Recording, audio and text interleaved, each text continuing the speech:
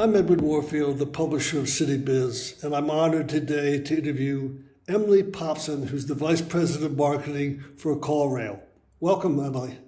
Thanks, Edwin. It's great to be here. Can you briefly introduce CallRail and explain what differentiates your platform from other lead engagement platforms? CallRail, we're the lead engagement engine for over 225,000 businesses and marketing agencies globally. What we specifically do is make it really easy for businesses of any size to connect the dots between their marketing campaigns, the conversations they're having with leads that are coming into their business, and what turns them into paying customers, clients, patients. Unlike basic tools that might offer some of those capabilities, we don't just track clicks. We turn unstructured data like what happens during a phone conversation into actionable marketing gold and insights for you to optimize your business. Our real differentiator here is the depth and also the automation that we offer to our businesses. We provide the industry's most granular attribution, now including AI search engines, paired with Voice Assist, our AI agent that helps businesses qualify and book leads 24/7. Well, that 225,000 businesses, that's a lot of businesses and agencies worldwide. How has the company's mission evolved as AI technologies have become more central to marketing and customer engagement? Yeah, we like to say we've evolved from helping you track to helping you act. Our mission was once about providing ROI. Now it's about helping you maximize opportunity for your business.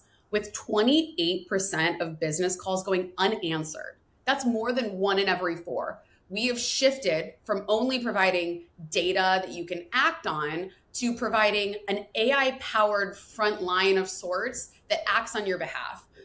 Whether you're busy, you're closed, you're going to have someone there to help handle and maximize every lead. And we're also surfacing insights across that entire buying journey that help you maximize revenue and marketing ROI.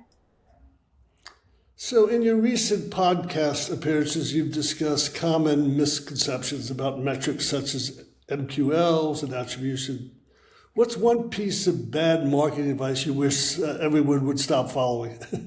Yeah, so you've seen my recent appearances. I know they've been a little controversial for marketers, at least. I don't know if they've been controversial for you, Edwin, but I've been a marketer for big businesses. I've been a small business owner myself, investing my family's money into marketing, and I've run large marketing organizations. So I'm very outspoken about the importance of attribution for marketers and business owners alike. Attribution lately has become frustrating and cloudier for marketers, and that's making them uncomfortable. And it's become cloudy for a variety of reasons: privacy concerns, the LLMs. But when you stop focusing on demanding proof, that is when marketing budgets bloat, performance tanks, confidence in marketing teams erode. So we can never abandon attribution. But all that said, the biggest myth out there right now is actually that voice agents are not a marketer's game. You see voice agent companies focusing on the sales team, focusing on the service team. But marketing built the brand awareness. Marketing earned the search ranking. Marketing paid for the click or the view or the referral that brought someone into that business. Marketing's leads are calling and the teams aren't answering. It's tanking rankings, it's driving up customer acquisition cost, and it's depressing marketing ROI. So I would argue marketers should actually care most about how to use customized voice AI agents to ensure every lead is captured and every opportunity is maximized at a business. So your latest announcement introduces a Calendly integration with Voice Assist. Can you walk us through an example and what impact do you expect the integration to have on conversion rates and customer experience for service-based businesses? Yeah, I'm thrilled you asked this. So when a new lead, a new patient, a prospective client calls a business, they want their needs met. You have a flat tire, you don't really care whether AI or a human is answering your call as long as your needs are being met as long as someone can help you. And one of the most common needs of a new lead is to book some type of appointment, be that an initial client intake meeting or a dental consultation or coming on site to give you a quote for lawn care. Not in Southern California, of course, where we don't like to water lawns, but everywhere else in our country. If a lead hangs up without an appointment, the odds of closing them drop by half. So this integration that we have built with Calendly solves the missed appointment bottleneck that exists and is plaguing businesses across the world. It allows a business to qualify and book appointments without hiring a graveyard shift. And as a side note, we're really proud to have offered this in partnership with another great Atlanta company like Calendly. You asked for an example. So for anyone who isn't as visual, I'm going to be really specific and conjure a scenario up for you in your minds. Imagine you ring your local plumbing company. It's 9 p.m. Maybe you have a clog, maybe you have a leak, but it's urgent. They're at home. They're maybe putting their kids to bed, or they're having dinner, or they're finally getting a workout in because they had a really early start. But your lead needs help. Voice Assist answers. It identifies that there's a need and it supports that lead through the journey to book an appointment. It detects booking intent. It queries your calendar through Calendly. And in real time, it finds the best open slot for your lead. The AI then will book the appointment on the business's calendar. It will send the caller a confirmation text. And the next morning, the business owner wakes up to a booked job for them to show up to. No missed calls. In marketing psychology, we know that intent is the highest during that initial outreach, that initial call, when that need is highest. And if a customer has a confirmed time on their calendar, they stop calling your competitors. We're in the business, we like to say, of helping you grow your business in confidence. We don't want your leads calling your competition.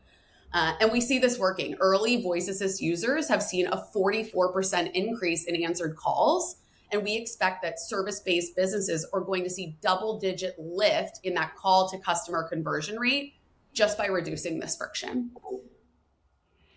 So your recent analysis of nearly 20 million inbound leads quantifies the impact of AI search on discovery. Were you surprised by any specific patterns, like differences in how platforms like ChatGPT or Perplexity drive calls? We were.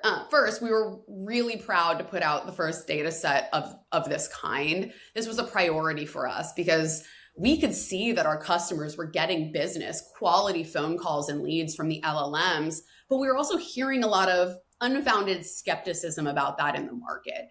The fact of the matter is, AI is no longer future tech. We're all using it, even when we like to sort of pretend like we're not. It's a reality. And our research found that AI search tools, the LLMs, are already driving millions and millions of high intent calls to small businesses across every single sector that we support, from legal to lawn care, healthcare, hospitality.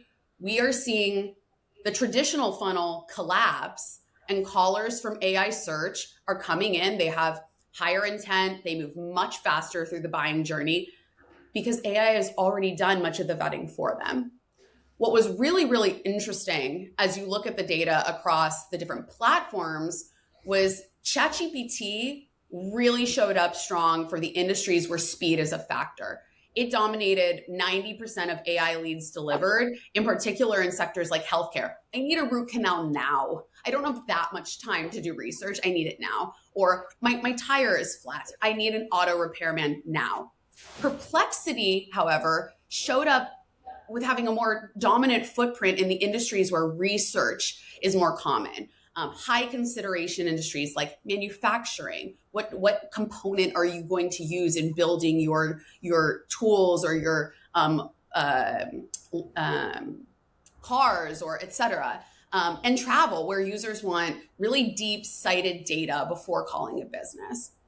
But hot off the presses, what's surprising me most is we're going to be indexing this data every quarter. And we took a look at it to get a snapshot about a week ago. And what was 0.73% of all calls to small businesses in December in just 60 days grew by 22% and is now 0.09% of all calls coming from LLMs. So as I said, we're going to be watching this. We're going to be indexing it quarterly and seeing how that acceleration changes across the platforms and the industries. So as someone who champions tools and insights for small businesses, what advice would you give founders who are just beginning to build their marketing stack? Yeah, it's a good question. When you're a small business owner, when you're a founder, you get pretty far on guts and intuition and grit. But when you're investing in marketing, when you're investing in growth, you get to a point when your gut isn't enough. You need visibility. You need proof. I often have shared that when I was running my business and I was investing my own money to drive that growth, it felt sometimes like I was putting a bunch of money, pressing into a vending machine, pressing a bunch of buttons. Eventually something came out, but I was never really sure what it was. So I kept pressing all the same buttons and putting in the same amount of money or more money, not really having clarity of what was really driving revenue. When you're a business owner, you need proof that you aren't burning money, and proof that you're focused on the right optimization levers. Right now, businesses need to be investing in people and tools that help optimize your digital footprint for natural language instead of keywords. We need to evolve, and businesses need to be focused there with their marketing resourcing. AI recommends businesses that it understands clearly and for whom it can find consensus that it should be recommended. And what remains a universal truth for businesses and marketers is you must make sure you have a lead engagement strategy in place so you can clearly connect the dots between marketing investments, conversations, and what turns conversations with leads into new customers. If you don't understand what's driving that, you can't confidently grow your business. So given the rapid evolution in marketing technology, what trends do you think will most profoundly shape growth marketing in the next 2 or 3 years? And what new capabilities or integrations can customers expect from CallRail next year? So there's clearly a lot happening in the marketing landscape. One thing that I think every marketer and probably business owner wakes up thinking about is AI search.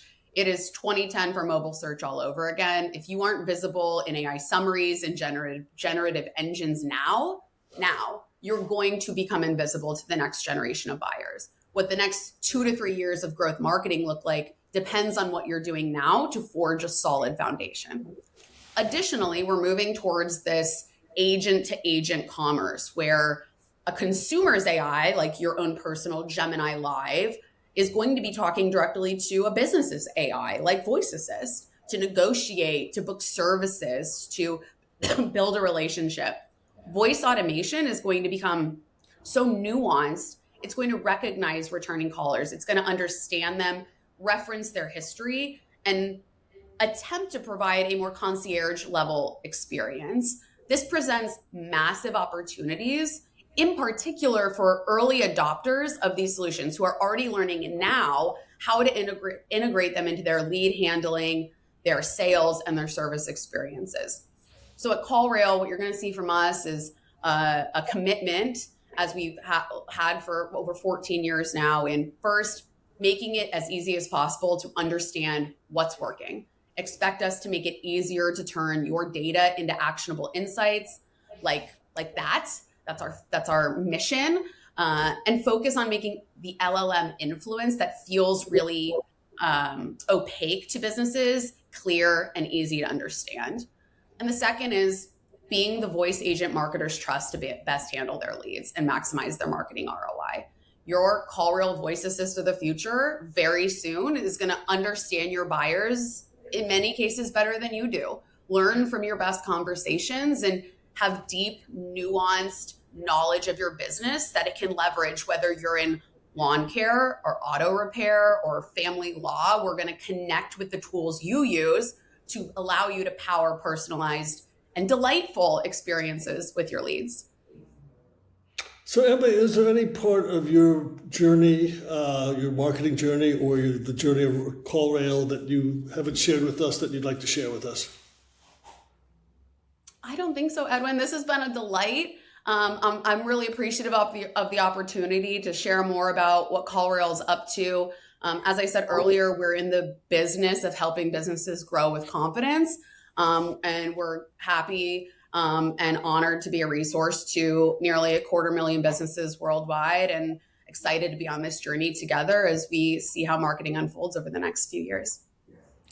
Well, Emily, thank you for sharing your insights, and we look forward to your journey as you continue forward and you reach a half a billion users.